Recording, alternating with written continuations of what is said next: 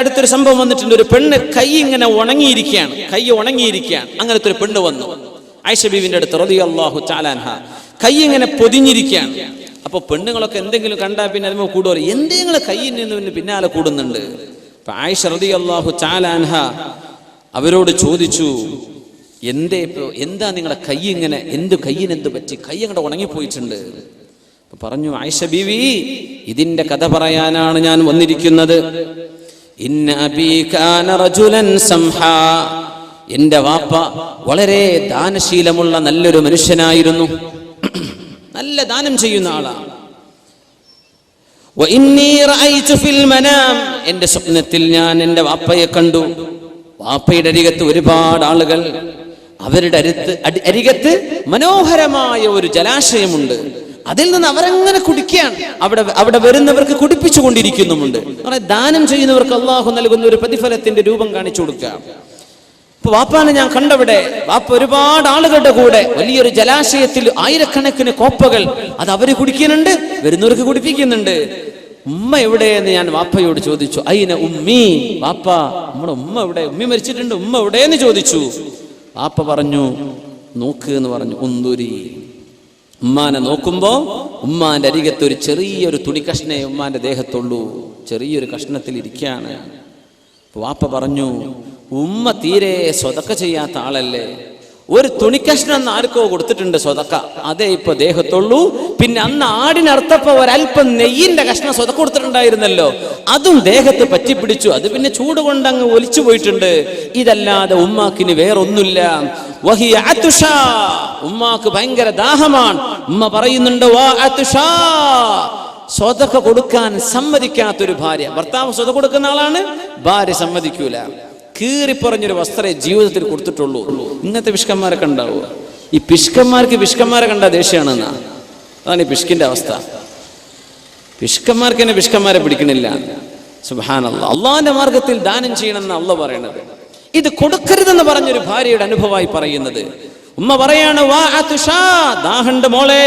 അപ്പൊ ഞാൻ ആ ജലാശയത്തിൽ നിന്നൊരു കോപ്പ വെള്ളം എടുത്തിട്ട് ഉമ്മാക്ക് കുടിപ്പിക്കാൻ വേണ്ടി പോകുമ്പോ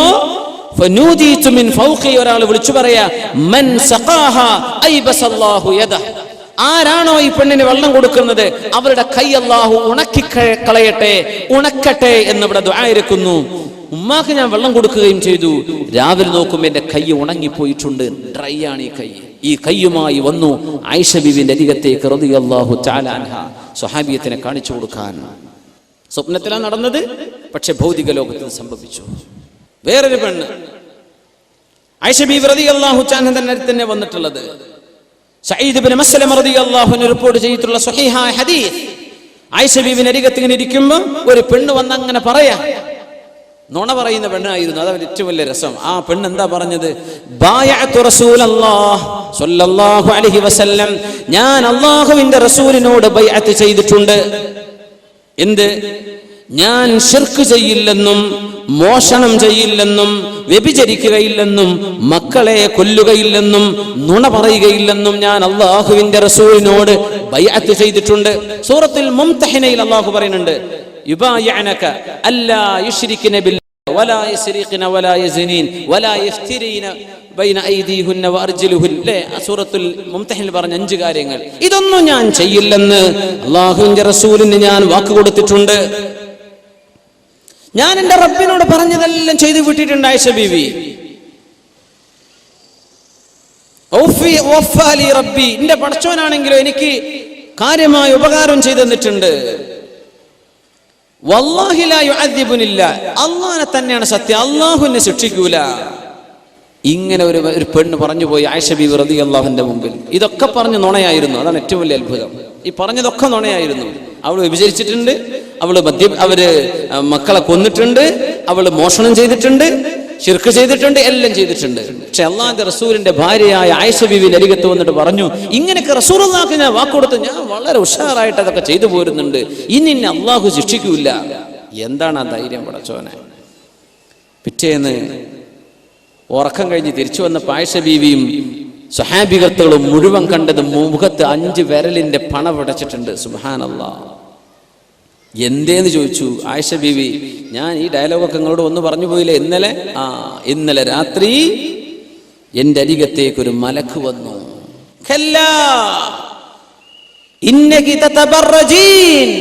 നീ മാന്യമായ വസ്ത്രം ധരിക്കാതെ പുറത്ത് ഇറങ്ങി നടന്നിരുന്നവളല്ലേ? മലക്ക് ചോദിക്കാം. അള്ളാഹു പറഞ്ഞ വേഷം ധരിക്കാതെ നീ ഇറങ്ങി നടന്നവളല്ലയോ? നിന്റെ സൗന്ദര്യം നീ ജനങ്ങൾക്ക് പ്രത്യക്ഷപ്പെടുത്തുന്നവളല്ലേ? നിങ്ങളുടെ നന്മകൾ നിങ്ങൾ തടഞ്ഞു വെക്കുന്നവളല്ലേ? അയൽവാസികളെ ബുദ്ധിമുട്ടാക്കുന്നവളല്ലേ? ഭർത്താവ് പറഞ്ഞത് കേൾക്കാതെ നടക്കുന്നവളല്ലേ പെണ്ണേ നീയേ?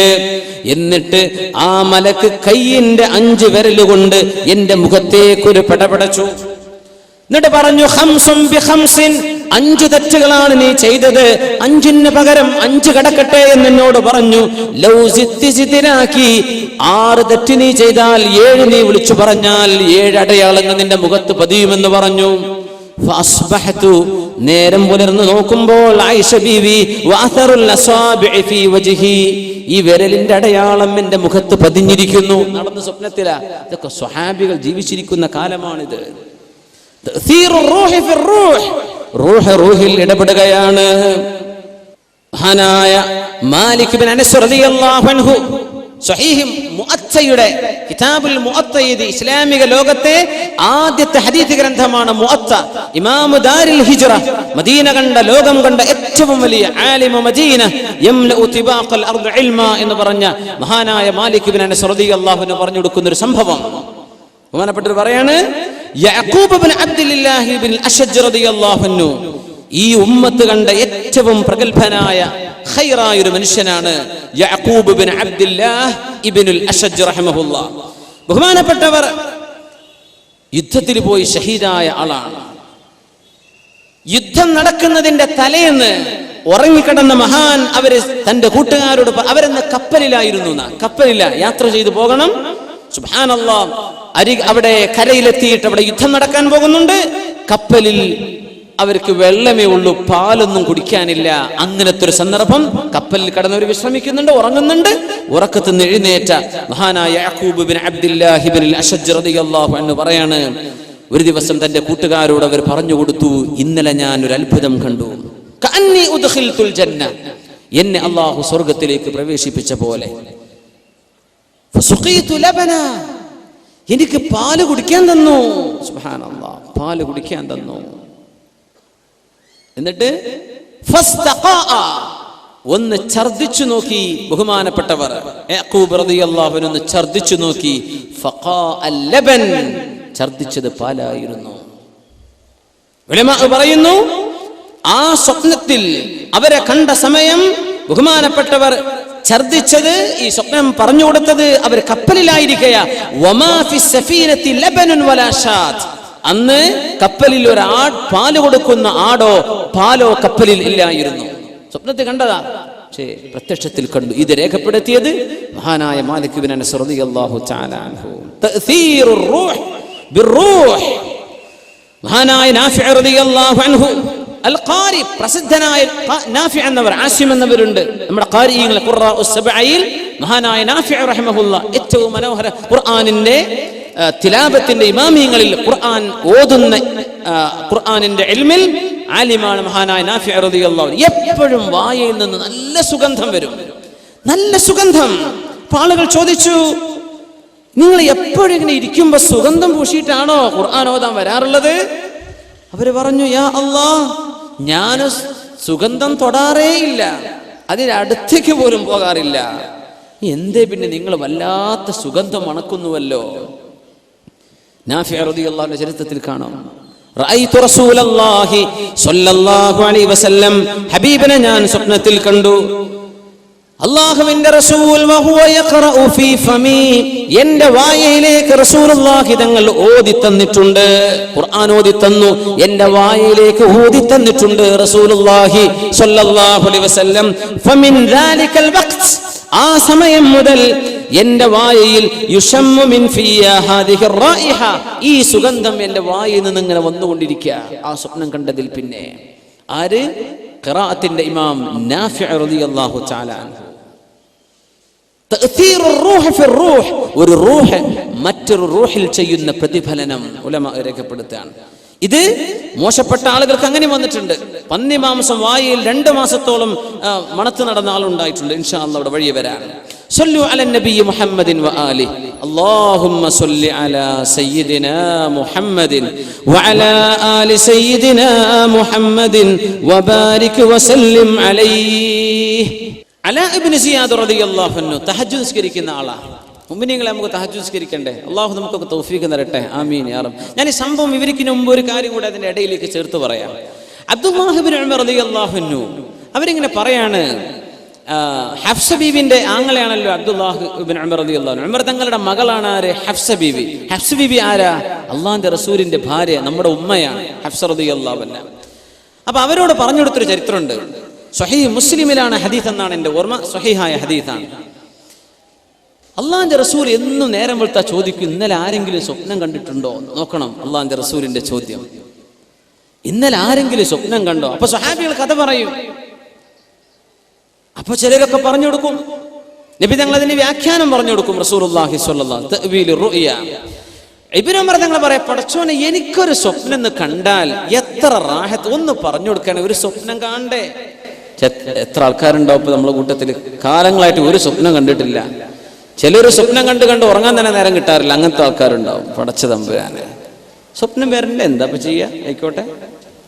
ഇബ്നു ഉമർ തങ്ങൾ ഇങ്ങനെ കൊതിച്ചു. ഒരു ദിവസം പള്ളി മസ്ജിദ് നബവിയിൽ കിടന്നുറങ്ങി. എന്നിട്ട് പറഞ്ഞു, അല്ലാഹ് നിന്റെ പള്ളിയിലാണ് ഞാൻ കിടന്നുറങ്ങണത്. പള്ളിയിലെന്ന് ഉറങ്ങിയിട്ടുണ്ട് സ്വഹാബിമാർ. അബ്ദുല്ലാഹി ഇബ്നു ഉമർ റളിയല്ലാഹു അൻഹു അന്ന് പള്ളി കിടന്നിട്ട് പറഞ്ഞു, യാ അല്ലാഹ്, ഇന്നിൽ എന്തെങ്കിലും ഒരു ഖൈർ എൻ്റെ ഉള്ളിലുണ്ട് എന്ന് നിനക്കറിയുമെങ്കിൽ ഇന്നൊരു സ്വപ്നം കാണിച്ചു തരണം പടച്ചോനെ. അള്ളാഹിന്റെ റസൂൽ സ്വപ്നം കണ്ടോ എന്ന് ചോദിക്കുമ്പോൾ എനിക്കൊന്ന് പറഞ്ഞു കൊടുക്കാൻ ഒരു സ്വപ്നം ഒന്ന് കാണിച്ചു തരുമോ അല്ലാഹ്? ആര് ചോദിച്ചു? അബ്ദുല്ലാഹി ഇബ്നു ഉമർ റളിയല്ലാഹു അൻഹു. അന്നൊരു സ്വപ്നം കണ്ടു. എന്താ കണ്ടെന്നറിയോ? മരിച്ചുപോയി. 2 മലക്കുകൾ വന്ന് പിടിച്ചുകൊണ്ടുപോവാ. 2 മലക്കുകൾ എന്നെ പിടിച്ചുകൊണ്ടുപോയിട്ട് നരകം ഇങ്ങനെ കാണിച്ചു. നരകം ഇങ്ങനെ മൂടി വെച്ചിരിക്കുകയാണ്. അവിടെ എനിക്ക് പരിചയമില്ല കുറെ ആൾക്കാർ അതിന്റെ ഉള്ളിൽ കിടക്കുന്നുണ്ട്. ഞാൻ അങ്ങോട്ട് പേടിച്ചു. അപ്പൊ വേറൊരു മലക്ക് വന്നു, എന്നോട് പറഞ്ഞു, നിങ്ങൾ പേടിക്കണ്ട എന്ന് പറഞ്ഞു എന്നോട്. അങ്ങനെ ഞാൻ ഞെട്ടി ഉണർന്നു. ഇത് കണ്ടപ്പോ പിറ്റേന്ന് നേരം പുലർന്നപ്പോ ഓടിച്ചെന്നു ഹഫ്സ പെങ്ങളോട് പറഞ്ഞു, നിങ്ങളെ അള്ളാഹിന്റെ റസൂലിനോട് പറഞ്ഞു കൊടുക്കണം, ഞാനൊരു സ്വപ്നം കണ്ടിട്ടുണ്ട്, ഇന്നതാ സ്വപ്നം. പെങ്ങളോട് പറഞ്ഞു കൊടുത്തു. പെങ്ങൾ അള്ളാഹിന്റെ റസൂലിനോട് പറയുമല്ലോ എന്ന് വിചാരിച്ച് ഹഫ്സ ബീവി റളിയല്ലാഹു അൻഹ പറഞ്ഞു കൊടുത്തു, നബിയെ ആങ്ങളെ ഇങ്ങനെ ഒരു സ്വപ്നം കണ്ടോലോ. നബി തങ്ങൾ പറഞ്ഞു, നിഅ്മർ റജുൽ, നല്ല മനുഷ്യനാ അബ്ദുല്ലാഹി ഇബ്നു ഉമർ എന്നവർ, നല്ല ചെറുപ്പക്കാരനാ. ലൗ കാന യുസല്ലി ബില്ലൈൽ, 2 റക്അത്ത് തഹജ്ജുദെങ്കിലും രാത്രി നിസ്കരിക്കുകയാണെങ്കിൽ ആള് ബെസ്റ്റായി പോയി. സ്വപ്നൊക്കെ എന്താ പറഞ്ഞു? നരകം കാണിച്ചു കൊടുത്തിട്ട് നിങ്ങൾ ഇങ്ങോട്ട് എത്തില്ലട്ടോ എന്നാ. നരകം പോലും കാണാതെ സ്വർഗത്തേക്ക് പോകണം, അതിന് 2 റക്അത്ത് തഹജ്ജുദെങ്കിലും നിസ്കരിക്കാൻ പറയണം. അബ്ദുല്ലാഹി ഇബ്നു ഉമർ തങ്ങൾ, അതിന് ശേഷം ഞാൻ 2 റക്അത്തെങ്കിലും സുബ്ഹിന്റെ മുമ്പ് ഉറക്കത്തെഴുന്നേറ്റ് നിസ്കരിക്കാതെ എൻ്റെ ജീവിതത്തിൽ ഒരു ദിവസം കടന്നു പോയിട്ടില്ല. അല്ലാഹ്, നമ്മൾ റമളാനിൽ മാത്രമേ ചെയ്യുള്ളൂ അല്ലേ? റമളാൻ വരുമ്പോൾ തഹജ്ജുദും ഖിയാമൊക്കെ ഉഷാറ. റമളാന്റെ അപ്പുറത്തേക്കും വേണം. അള്ളാഹു നമ്മളെയൊക്കെ സഹായിക്കുമാറാകട്ടെ. നിഅ്മർ റജുൽ ലൗ കാന യുസല്ലി ബില്ലൈൽ. അത് സ്വപ്നവുമായി ബന്ധപ്പെട്ട ഒരു വിഷയം തന്നെയാണ്. റൂഹിന്റെ ഇടപെടലാണ്. സുബ്ഹാനല്ലാഹ്.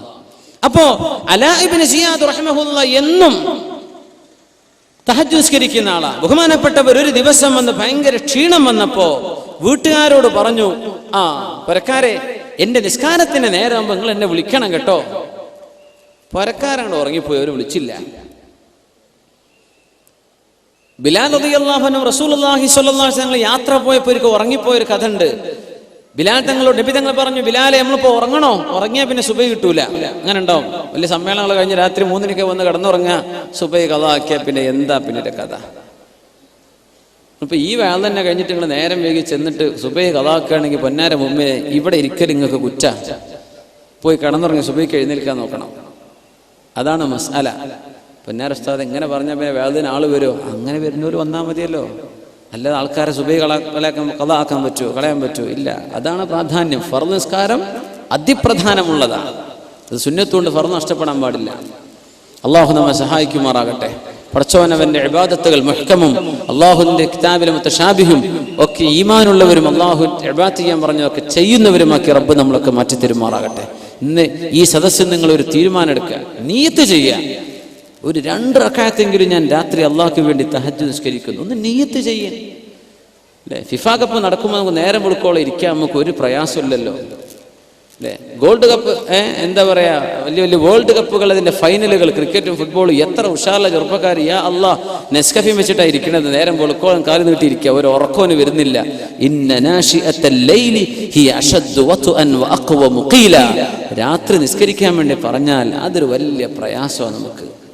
എന്താ മുഅ്മിനെ നമ്മുടെയൊക്കെ അവസ്ഥ? നമ്മളൊക്കെ ഇങ്ങനെ ആയാൽ മതിയോ? ചെറുപ്പക്കാർ ഇൻഷാ അല്ലാഹ് നമുക്കൊക്കെ നല്ല ആരോഗ്യമുള്ള സമയമാണ്. നമ്മളൊക്കെ അല്ലാഹു തആല അത് നമുക്ക് നിലനിർത്തി തരട്ടെ. ഇബാദത്തിന് അല്ലാഹു തൗഫീഖ് നൽകുമാറാകട്ടെ. പരക്കാരോട് പറഞ്ഞു ബഹുമാനപ്പെട്ടവർ അലാ ഇബ്നു സിയാദ് റളിയല്ലാഹു അൻഹു പറയാ, സുബൈക്കല്ല ഖിയാമുൽ ലൈൽ തഹജ്ജുദിന് എന്നെ വിളിച്ചെഴുന്നേൽപ്പിക്കണം കേട്ടോ. പരക്കാരങ്ങ് ഉറങ്ങിപ്പോയി, അവർ എഴുന്നേറ്റില്ല. ഫഅതാനി ആതിൻ ഫീ മനാമി. ഉറങ്ങിക്കൊണ്ടിരിക്കേ എന്റെ അരികത്തേക്ക് ഒരാൾ വന്നു. ഖും യാ അലാ ഇബ്നു സിയാദ് ഉദ്കുരില്ലാഹ യദ്കുറുക. അലാ, എഴുന്നേൽക്കിൻ, അള്ളാഹിനെ പറ്റി ഓർക്കിൻ, അള്ളാഹു നിങ്ങളെ പറ്റി ഓർക്കും. എന്റെ തലയുടെ മുമ്പിലുള്ള കുറച്ച് മുടി കെട്ടി പിടിച്ചിട്ട് എന്നോട് എഴുന്നേൽക്കാൻ പറഞ്ഞു. ആ പിടിച്ച പിടുത്തത്തിൽ എന്റെ തലമുടിയിലെ മുൻഭാഗം കെട്ടി എഴുന്നേറ്റ് നിന്നു. മുടി കെട്ട്, ചില കുട്ടികളൊക്കെ സ്പൈക്കി ഹെയർ ഇല്ലേ, ഇവിടെ കണ്ട അങ്ങനത്തെ സ്റ്റൈലൊന്നും കാണില്ലല്ലോ, ഉണ്ടല്ലേ? അല്ലാ, ഇഷ്ടം പോലെ ഉണ്ട്. സ്പൈക്കി ആയിട്ട് ഇങ്ങനെ നിൽക്കുക, മുടിയൊക്കെ ജെല്ലൊക്കെ വെച്ചിട്ട് നിർത്തി ഇങ്ങനെ. എന്റെ മുമ്പിലെ മുടി അങ്ങോട്ട് എഴുന്നേറ്റ് അത് പിടിച്ചിട്ടാ എഴുന്നേൽക്കാൻ പറഞ്ഞു. സ്വപ്നത്തെ എഴുന്നേൽപ്പിച്ചതാ. എഴുന്നേറ്റ് ഇരുന്ന് നോക്കുമ്പോൾ മുടി ഇങ്ങനെ എണീറ്റിക്കഴിഞ്ഞ ഒരു ജെല്ല് ഉപയോഗിച്ചിട്ടില്ല. അലാ ഇബ്നു സിയാദ് റഹിമഹുല്ലാ മുടി ഇങ്ങനെ സ്പൈക്കി ആയിട്ട് നിൽക്കുക. അത് സുന്നത്താന്നല്ല ഈ പറയണത് കേട്ടോ. അത് നിങ്ങൾ ആരെ പിൻപറ്റിയിട്ട് ചെയ്യുന്നു അതിനനുസരിച്ചിരിക്കും. നിങ്ങൾ ആരെ ഇഷ്ടപ്പെട്ട് ചെയ്യുന്നു, അതൊരു സിനിമാ നടൻ ചെയ്ത പണിയാണെങ്കിൽ ഓല് പോണോടത്തേക്കാ നാളെ പോവുക. അതൊരു ക്രിക്കറ്റുകാരൻ ചെയ്ത പണിയാണ്, ഓൻ സ്വർഗത്തേക്കോ നരകത്തേക്കോ അങ്ങോട്ടും ഇങ്ങോട്ടും ഉണ്ടാവും. അതാണ്. അപ്പൊ ആരെ ഫോളോ ചെയ്യുന്നു എന്നുള്ളത് വളരെ പ്രധാനപ്പെട്ട സംഗതിയാണ്. അത് ആലോചിച്ച് ചെയ്താൽ മതി. കോപ്പി അടിക്കാന്നൊക്കെ പറയാൻ നമുക്ക് ഭയങ്കര ഇഷ്ടമാണ്. Man is by nature imitative. അങ്ങനെയാണ്. നമുക്ക് പ്രകൃതിയാ തന്നെ ഒരാളെ കോപ്പി അടിക്കാൻ തോന്നുന്നു, അയാളെ പോലെ എന്ന് തോന്നും. അതിനെ അല്ലാഹു തആല അഷ്റഫുൽ ഖൽഖിനെ തന്നത് സ്വല്ലല്ലാഹു അലൈഹി വസല്ലം. നബി തങ്ങളെ കണ്ടു അതേപോലെ ജീവിച്ചോ, അങ്ങനെയാണ്. അല്ലെങ്കിൽ ആരെങ്കിലും കോപ്പി അടിച്ചേക്കും, അള്ളാഹുവിന്റെ റസൂലിനെ പോലെ ജീവിച്ചോ എന്ന് പറയാം. അള്ളാഹു നമുക്കൊക്കെ തൗഫീഖ് നൽകുമാറാകട്ടെ. യാ അല്ലാഹ്. അലാ ഇബ്നു സിയാദ് റഹിമഹുല്ലാ പറയാ, ഉറങ്ങിക്കിടക്കുന്ന എന്റെ തലയുടെ മുൻഭാഗം പിടിച്ച് എഴുന്നേൽപ്പിച്ചു. എഴുന്നേറ്റിരിക്കുമ്പോ തലയുടെ മുടി ഇങ്ങനെ എഴുന്നേറ്റ് നിൽക്കുക. പിന്നെ ആ മുടി താഴ്ന്നിട്ടില്ല. കുളിച്ചാലും എപ്പോഴും അത് ആ മുടികൾ അങ്ങനെ ഇവിടുത്തെ ഒരു കെട്ടുമുടി ഇങ്ങനെ സ്പൈക്കായിട്ട് നിൽക്കും വഫാത്താകുന്നത് വരെ. യഹ്യ ഇബ്നു ബിസ്താം റഹിമഹുല്ലാഹ് പറയാണ്, ഞങ്ങൾ അവരെ കുളിപ്പിച്ചു. അലാ ഇബ്നു സിയാദ് ഞങ്ങളെ മയ്യിത്ത് കുളിപ്പിച്ചത് ഞങ്ങളാണ്. ഫലഖദ് ഗസൽനാഹു യൗമ മാത് വഇന്നഹുന്ന ലഖിയാമുൻ ഫീ റഅസിഹി. മരിച്ചപ്പോഴും ഈ മുടി തലയിൽ എഴുന്നേറ്റ് നിൽക്കുകയായിരുന്നു. സുബ്ഹാനല്ലാഹ്. സ്വപ്നത്തിൽ നടന്നതാ, റൂഹിൽ ഇടപെട്ടതാണ്. അത് ജീവിതകാലം മരിക്കുവോളം ഉണ്ടായി. അലാ ഇബ്നു സിയാദ് തങ്ങളുടെ തലയിൽ ആ മുടി മരിച്ചപ്പോഴും അങ്ങനെയാണ് ഉണ്ടായിട്ടുള്ളത്. മരിച്ചപ്പോൾ അങ്ങനെ നടന്ന എത്ര സംഭവങ്ങൾ ഉണ്ടെന്നാണ്. അംർ ഇബ്നുൽ ജമൂഹ് റളിയല്ലാഹു അൻഹുവിന്റെ സംഭവം. സ്വഹാബിയല്ലേ, മുടന്തനായ സ്വഹാബിയ. ബദർ യുദ്ധം നടന്നപ്പോഴാ പറഞ്ഞത്, നബിയെ എനിക്ക് ബദറിലേക്ക് വരണം. മക്കൾ പറഞ്ഞു, വാപ്പാ കാലിന് മുടന്താണ്, യു ലൈം, നിങ്ങൾ കാലിന് മുടന്തുള്ള ആളല്ലേ, നിങ്ങൾക്ക് യുദ്ധം നിർബന്ധമില്ല, വാപ്പ വരരുത്. വാപ്പ പറക്കിരുന്നോ, ഞങ്ങൾ പോകാം. ഖാലിദ് എന്ന മകൻ, അബ്ദുല്ലാഹി എന്ന മകൻ, ഇവരൊക്കെ പറഞ്ഞു, വാപ്പ നിങ്ങൾ വരണ്ട, നിങ്ങൾ പൊയ്ക്കോളി, നിങ്ങൾ പറക്കിരുന്നു, നിങ്ങൾക്ക് യുദ്ധം നിർബന്ധമല്ലല്ലോ. മക്കളെ വാപ്പാക്ക് വരണല്ലോ.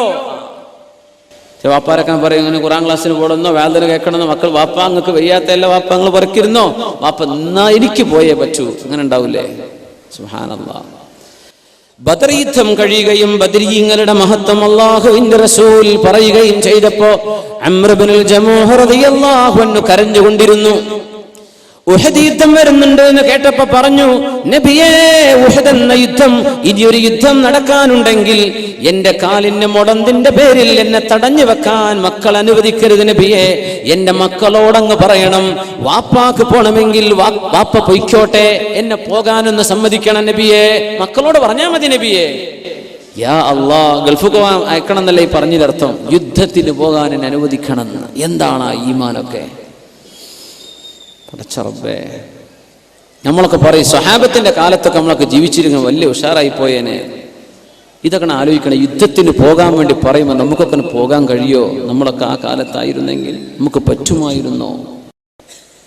സ്വഹാബത്ത് ചെയ്ത ത്യാഗം നമ്മളെ കൊണ്ട് പറ്റുമോ? ഉഹദ് യുദ്ധം നടക്കുമ്പോൾ മഹാനായ അംർ ഇബ്നു ജമൂഹ റളിയല്ലാഹു അൻഹു യുദ്ധത്തിന് പോയി ഷഹീദായി മുടന്തങ്കാലുകൊണ്ട് നബിയോട് പറയുമായിരുന്നു, നബിയേ വല്ലാഹി എനിക്ക് കൊതി തോന്നുന്നു നബിയേ, അൻ അദ്ഖുലൽ ജന്ന, എനിക്ക് സ്വർഗ്ഗത്തിൽ കടക്കണം, ബിഅർജതി ഹാദി, എന്റെ കാലിലെ ഈ മുടന്തുകൊണ്ട് സ്വർഗ്ഗത്തിൽ കടക്കണം നബിയേ. നബി തങ്ങൾ പറഞ്ഞിട്ടുണ്ട്, ഷഹീദായതിന്റെ ശേഷം അംർ ഇബ്നുൽ ജമൂഹ് എന്നവർ മുടന്തങ്കാല് കൊണ്ട് സ്വർഗ്ഗത്തിൽ കയറി പോകുന്നത് ഞാൻ കണ്ടു എന്ന് റസൂലുള്ളാഹി സ്വല്ലല്ലാഹു അലൈഹി വസല്ലം. യുദ്ധത്തിൽ പോയി ഷഹീദായി. ഉഹദിലെ ഷഹീദാണ് അംർ ഇബ്നുൽ ജമൂഹ് റളിയല്ലാഹു തആല അൻഹു. ഉഹദ് യുദ്ധത്തിന്റെ പ്രത്യേകത, ഒരു ഖബറിൽ ഒന്നിലേറെ സ്വഹാബിമാരെ മറവ് ചെയ്തിട്ടുണ്ട്.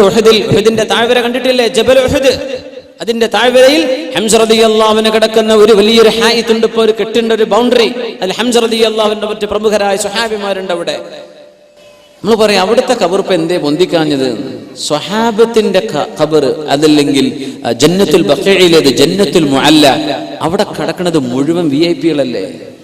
എല്ലാരും VIP-കളല്ല. ആരുടെ പൊന്തിക്കുക? സ്വഹാബത്തിന്റെ കാലത്ത് എല്ലാരും. നമ്മുടെ ഉലമാ അള്ളാഹുവിന്റെ മഹത്തുക്കളായ ആളുകളെ അറിയപ്പെടണം. അത് സാധാരണക്കാരെ പോലെ ആയിപ്പോകരുത്. അതിനെ അടയാളപ്പെടുത്താൻ അത് ഉയർത്തിവെക്കാൻ പറഞ്ഞത്. അത് വേണ്ടെന്ന് പറഞ്ഞ ഹദീസുകൾ മുഴുവനും പഠിച്ച ഉലമാ അള്ളാഹുവിന്റെ മഹത്തുക്കളായ ആളുകളെ അറിയപ്പെടണം. അവരുടെ സിയാറത്ത് കൊണ്ട് മൻഫഅത്ത് വേണം. സ്വഹാബത്തിനോട് എന്തുകൊണ്ട് ചെയ്തിട്ട്? എല്ലാവരും VIP-കളല്ലേ? ആരുടെ ബുക്ക് എല്ലാവരും. അതുകൊണ്ട് ജന്നത്തുൽ ബഖീഉം ജന്നത്തുൽ മുഅല്ല ഒക്കെ അങ്ങനെ കിടക്കുന്നത്. അവരിൽ VVIP അഷ്റഫുൽ ഖൽഖ് റസൂലുള്ളാഹി സ്വല്ലല്ലാഹു അലൈഹി വസല്ലം അവിടുത്തെ സ്വഹാബയിൽ. ഒരു ഖബറിൽ രണ്ട് സ്വഹാബിമാരെ കടത്തിയിട്ടുണ്ട്. ജാബിർ ഇബ്നു അബ്ദുല്ലാഹി റളിയല്ലാഹു അൻഹു പറയാണ്, എന്റെ വാപ്പ അബ്ദുല്ലാഹി ഇബ്നു അംർ ഇബ്നുൽ ആസ് റളിയല്ലാഹു അൻഹു ഷഹീദായത് ഉഹദിലാണ്. എന്റെ വാപ്പയെയും അംർ ഇബ്നുൽ ജമൂഹ് എന്നവരെയും ഒരു ഖബറിലാണ് മറവ് ചെയ്തത്. അന്ന് ജാബിർ തങ്ങൾക്ക് വയസ്സ് 18 17 വയസ്സാണ്. വാപ്പാനെ മറവ് ചെയ്ത് കണ്ടു. വാപ്പയെ താഴെ കിടത്തി, നേരെ മേലെയാ കിടത്തിയത് അംർ ഇബ്നുൽ ജമൂഹ് റളിയല്ലാഹു അൻഹുവിനെ. ബഹുമാനപ്പെട്ടവര് മരിക്കുമ്പോ കൈ ഇങ്ങനെ നെറ്റിയിൽ പിടിച്ചിട്ടാണ് മരിച്ചത്. ആര്? ഷഹീദായത് അംർ ഇബ്നുൽ ജമൂഹ് റളിയല്ലാഹു അൻഹു. നെറ്റിയിൽ ഒരു അമ്പ് തറച്ചപ്പോ ആ അമ്പ് പിടിച്ചു വലിച്ചെറിഞ്ഞപ്പോ ശക്തമായ ചോര വന്നപ്പോ കൈ കൊണ്ട് ഇങ്ങനെ രക്തം ഇങ്ങനെ അടച്ചു പിടിച്ച് കിടന്നതാ. ആ കിടപ്പിൽ ഷഹീദായി അംർ ഇബ്നുൽ ജമൂഹ് റളിയല്ലാഹു അൻഹു. നമ്മുടെ ഉലമാ ഒക്കെ കിതാബുകളിൽ രേഖപ്പെടുത്തിയ പ്രബലമായ അർത്ഥശങ്ക കിടമില്ലാത്ത സംഭവമാണ്. നമ്മൾ അങ്ങനത്തെ ഒന്നല്ല വിളിച്ചു പറയുന്നത്. ആധികാരികമായ ഒരു സദസ്സാണ്. ഒരു മൈക്കിന് മുമ്പെന്ന് ഞാൻ പറയാണ്, ഇത് നമ്മൾ ആധികാരികമായി ഇവിടെ പറയാൻ പറ്റൂ. അതുകൊണ്ട് മുഅ്മിനെ ഒരു സംശയം വേണ്ടാത്ത സംഭവമാണിത്. സ്വഹാബിയല്ലേ, നെറ്റിയിൽ കൈവച്ചുകൊണ്ടാ കിടന്നത്. പക്ഷേ യുദ്ധമൊക്കെ കഴിഞ്ഞ് നോക്കുമ്പോൾ മറവ് ചെയ്യാൻ കൊണ്ടുവരുമ്പോ കൈ നിർത്തിയിട്ട് നിവരുന്നില്ല. മരിച്ചു കിടക്കുന്ന മയ്യത്തിന്റെ മിഫ്സലുകൾ നേരെയാക്കി കൊടുക്കണ്ടേ, കണ്ണ് ചിമ്മി കൊടുക്കണം. എന്റെ അങ്ങനെ അങ്ങ് മരിച്ച് ശരീരം ഫ്രീസായി പോയാൽ പിന്നെ നിർത്തിയ നീരൂല. അംർ ഇബ്നു ജമൂഹയുടെ കൈ അങ്ങനെ കഫൻ ചെയ്ത് മറവ് ചെയ്ത സ്വഹാബിയാണ്, മറവ് ചെയ്യപ്പെട്ട സ്വഹാബി അംർ ഇബ്നു ജമൂഹ് റളിയല്ലാഹു. അപ്പൊ മേലെ അവരെ കടത്തിയത് കൈ ഇങ്ങനെ കടന്നത് നെറ്റിയിൽ, മറ്റേത് ശരിയാ ഒരു കൈ ഇങ്ങനെയായിരുന്നു. ഇതേ ജാബിർ റളിയല്ലാഹു അൻഹു 58 വയസ്സുള്ളപ്പോ 40 വർഷങ്ങൾക്ക് ശേഷമുള്ള സംഭവം. ജാബിർ ഇബ്നു അബ്ദുല്ലാഹി റളിയല്ലാഹു അൻഹു റിവായത്ത് ചെയ്യുന്ന സ്വഹീഹായ ഹദീസ്. ഉഹദ് മലയിൽ ശക്തമായ മഴ പെയ്തപ്പോ, മഴവെള്ളപ്പാച്ചിൽ വന്നപ്പോ മലയിൽ നിന്ന് വെള്ളം കുത്തിയൊലിച്ചു. ഉഹദ് മലയിൽ നിന്ന് ആ വെള്ളം ഒഴുകി വന്നത് മഹാന്മാരായ സ്വഹാബിമാർ ഉഹദിലെ ശുഹദാക്കൾ കിടന്ന ഖബറിന്റെ മുകളിലൂടെയാണ്. വെള്ളം കൊണ്ട് ഒലിച്ചപ്പോ ഒരുപാട് ഖബറിന്റെ മേലത്തെ മണ്ണങ്ങ് നീങ്ങിപ്പോയി. ഒരുപാട് ഖബർ പുറത്തായി. നോക്കുമ്പോൾ അവരൊക്കെ അതേപോലെ കിടക്കുന്നുണ്ടെന്ന്. അതാ ഏറ്റവും വലിയ അത്ഭുതം. എല്ലാവരെയും എടുത്തു. സുബ്ഹാനല്ലാഹ്, എല്ലാവരും എടുത്തു, കൊണ്ടുവന്നു. രണ്ടാമത് കഫൻ ചെയ്യാൻ കൊണ്ടുവരിക. അങ്ങനെ ഖബർ തുറന്നതിലുണ്ട് എന്റെ ഉപ്പ അബ്ദുല്ലാഹി ഇബ്നു അംർ ഇബ്നുൽ ആസിന്റെ ഖബറും റളിയല്ലാഹു അൻഹു. അംർ ഇബ്നുൽ ജമൂഹ് എന്നവരും കിടന്ന ആ ഖബറും പുറത്തായിട്ടുണ്ട്. അംർ ഇബ്നുൽ ജമൂഹ് എന്നവരെയും എന്റെ വാപ്പയെയും രണ്ടാമതൊന്ന് കഫൻ ചെയ്യാൻ ഞങ്ങൾ കൊണ്ടുവന്ന് കിടത്തി. കൈ ഇങ്ങനെ ഒരു കുഴപ്പം. 40 കൊല്ലം കഴിഞ്ഞിട്ട്, 40 വർഷം കഴിഞ്ഞ് സ്വഹാബിമാരുടെ ശരീരത്തിന് ഒരു കുഴപ്പവും സംഭവിച്ചിട്ടില്ല. എന്താ മുഅ്മിനെ, എന്താണിത്? ഭൗതിക നിയമങ്ങൾ അല്ലാഹു പൊളിച്ചെഴുതുക. മണ്ണിൽ വെച്ച അലിയണം, ചിലത് അല്ലാഹു തൊടാൻ സമ്മതിക്കൂല. ചില മണ്ണുകളോട് പറയും തൊടണ്ട, അവിടെ കിടന്നോട്ടെ. രണ്ടായത്തിലാ ഖുർആൻ പറഞ്ഞത്, ലാ തഹ്സബന്നല്ലദീന ഖുതിലൂ ഫീ സബീലില്ലാഹി അംവാതാ ബൽ അഹ്യാഉൻ ഇൻദ റബ്ബിഹിം യുർസഖൂൻ. അല്ലാഹുവിന്റെ മാർഗത്തിൽ ഷഹീദായി പോയ ആളുകൾ അങ്ങനെയാണ്. അവർ മരിച്ചവരാണെന്ന് വിചാരിക്കല്ല, ജീവിച്ചിരിപ്പുണ്ട്. ഹയാത്തൻ തലീഖു ബിഹിം, അവരവരോട് യോജിച്ച ഒരു ഹയാത്ത് അല്ലാഹു അവർക്ക് കൊടുക്കുന്നുണ്ടെന്നേ മനസ്സിലാക്കാൻ പറ്റൂ. അവർ ചോറയ്ക്കുന്നുണ്ട്, വെള്ളം കുടിക്കുന്നുണ്ടെന്നല്ല പറഞ്ഞതിന്റെ അർത്ഥം. അവർക്ക് ജീവനുണ്ട്. സ്വഹാബിമാൽ കാണിച്ചു തരാം അല്ലാഹു തആല. റൂഹിന്റെ ഇടപെടൽ നോക്കണം. അംർ ബിൻ ജമൂഹ് തങ്ങളെ രണ്ടാമത് മറവ് ചെയ്യാൻ കൊണ്ടുവന്നപ്പോഴും കൈ നെറ്റിയിലാണ്. ആ കൈയൊന്ന് നിവർത്താൻ ഞാനൊന്ന് ശ്രമിച്ചു നോക്കി. 40 കൊല്ലങ്ങൾക്ക് മുമ്പ് നിവരാത്ത കൈ ഞാനൊന്ന് പിടിച്ചു വലിച്ചു നോക്കിയപ്പോൾ കൈ ഇങ്ങോട്ട് വന്നു. പക്ഷേ മുറിവിൽ നിന്ന് രക്തം പൊടിഞ്ഞത് ഞങ്ങൾ മുഴുവനും കണ്ടുവന്ന് ജാബിർ ബിൻ അബ്ദുല്ലാഹി റളിയല്ലാഹു അൻഹു 40 കൊല്ലം കഴിഞ്ഞിട്ട് ഒരു സ്വഹാബിയുടെ മയ്യത്താണിത്. അവിടെ തന്നെ വെച്ചു കൈ, ചോര വന്നു നെറ്റിയെന്ന്. ഇതൊന്നും ഭൗതിക സയൻസിന് വ്യാഖ്യാനിക്കാൻ പറ്റൂല. ആലമിൽ ബർസഖിൽ അത്ഭുതങ്ങളാ. ചിലതൊക്കെ അല്ലാഹു കാണിച്ചു തരും. ലോകത്ത് നൽകുന്ന മുഴുവൻ നമുക്ക് കാണിച്ചു തരാൻ പറ്റുമോ? മുഅ്മിനീങ്ങൾക്ക് സാമ്പിൾ മതി. യുക്തിവാദിക്ക് ഞാൻ 1000 പറഞ്ഞു കൊടുത്താലും തിരിയൂല. അള്ളാഹു നമുക്കൊക്കെ ഹിദായത്ത് നിലർത്തി തരുമാറാകട്ടെ. അങ്ങനെ മറവ് ചെയ്തു രണ്ടാമത് ജാബിർ റളിയല്ലാഹു അൻഹുവിന്റെ വാപ്പയെ അംർ ബിൻ ജമൂഹ് തങ്ങൾ. 40 കൊല്ലങ്ങൾക്ക് ശേഷം മഹാനായ മുആവിയ റളിയല്ലാഹു അൻഹു ഖിലാഫത്ത് റാഷിദക്ക് ശേഷം ഭരിച്ച മഹാനല്ലേ എന്ന് പറഞ്ഞാൽ അഷ്റഫുൽ ഖൽഖ് സ്വല്ലല്ലാഹു അലൈഹി വസല്ലം തങ്ങളുടെ വഫാത്തിന് ശേഷം 50 വർഷങ്ങൾക്ക് ശേഷം ഭരണം നടത്തുന്ന 45 വർഷങ്ങൾക്ക് ശേഷം 40 വർഷങ്ങൾക്ക് ശേഷം ഇസ്ലാമിക ലോകത്ത് ഭരണം നടത്തിയ അമീർ മഹാനായ മുആവിയത്ത് ബിൻ അബീ സുഫിയാൻ റളിയല്ലാഹു അൻഹുമാ. അവര് മദീനയിലേക്ക് ഒരു കനാലിന്റെ പ്രൊജക്ട് ഉണ്ടാക്കിയിരുന്നു. മദീനത്തേക്ക് ഇറിഗേഷൻ, വെള്ളം കൊണ്ടുപോകാൻ ഒരു കനാൽ കീറാൻ വേണ്ടി പറഞ്ഞിരുന്നു. ആ കനാൽ കീറുമ്പോ ശുഹദാഇന്റെ ഖബറൊക്കെ കിടക്കുന്ന ഭാഗത്തിന്റെ അരികിലൂടെയാണ് കനാൽ കീറിപ്പോയത്. കീറി നോക്കുമ്പോ കനാലിൽ ചോര കാണുന്നു. സ്വഹാബത്ത് പണിക്ക്, താബിഈങ്ങൾ ജീവിച്ചിരിക്കുന്ന കാല, സ്വഹാബികളുള്ള കാലമാണ്. പണിയൊക്കെ നിർത്തിവെച്ചു. ഖബർ മണ്ണെന്ന് ചോര. നമുക്കൊക്കെ എത്ര അനുഭവങ്ങൾ ഉണ്ടാവും നമ്മുടെ നാടുകളിൽ. സുബ്ഹാനല്ലാഹ്, ഇതൊക്കെ നമ്മളെ നാട്ടിലില്ലേ? നമ്മുടെ മഹാന്മാരായ ഔലിയാക്കന്മാരും സ്വാലിഹീങ്ങളും മഖാമുകളൊക്കെ നാട്ടിൽ ഉണ്ടായതൊക്കെ അങ്ങനെയല്ലേ? അറിയപ്പെടാതിരുന്ന ആളുകൾ മണ്ണ് കുഴിക്കുമ്പോഴാണ് കാണുക. അള്ളാഹു അറിയിച്ചു കൊടുക്കാൻ അടയാളങ്ങൾ വെച്ചു കൊടുക്കല്ലേ? നിങ്ങൾക്ക് എത്ര അനുഭവങ്ങൾ ഉണ്ടാകും?